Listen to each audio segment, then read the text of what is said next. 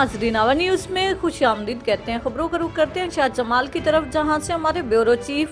मार सनाउल्लाह सियाल की रिपोर्ट के मुताबिक मौजा उस्मान कुराई और मौजा खोखर से गुजरता हुआ आदल नाले का रास्ता कच्चा और बहुत ही ख़राब है, जिस पर 3-3 फुट के गहरे गड्ढे और कच्ची मिट्टी के ढेर बने हुए हैं, जिस पर पैदल चलने वाले को भी दुश्वारी होती है। इमरजेंसी की सूरत में गहरे गड्ढों की वजह से कई एक्सीडेंट हुए। कई सालों से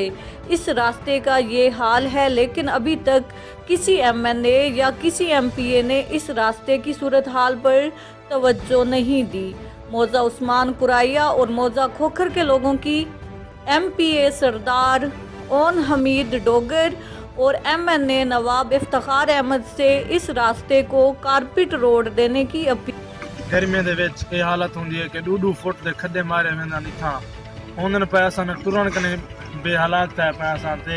2-2 ਫੁੱਟ ਕਿਆ 10-10 ਫੁੱਟ ਦੇ ਖੱਡੇ ਤੁਸੀਂ ਦੇਖ ਸਕਦੇ ਵੇ ਇੱਥਾਂ ਹੁਣ ਖੱਡੇ ਮਾਰੇ ਪਏ ਨੇ ਹੁਣ ਕੀ ਕਰ ਸਕਦੇ ਹਾਂ برائے مہربانی موضوع عثمان پورے دا عادل نالا ہوں تو ساکو سڑک دیتی ہوئی جن دی وجہ کنے بڑے ہی لوگ اتنا تنگ تھی پن مہربانی ہو سی ایم پی دے کو ساری درخواست ہے ولا اپیل ہے کہ مہربانی جویں کہ تو معلوم ہے رستے دی حالت تو دے پے اساں اتھوں ٹرن کیا موٹر سائیکل وغیرہ تے اساں نہیں سے آ ون سکدے رات دا ہوں یا دین دا ہوں اساں نہیں سے تو آ سکدے کیونکہ رستے دی حالت بڑی خراب ہے ساری ایم پی دے کو درخواست ہے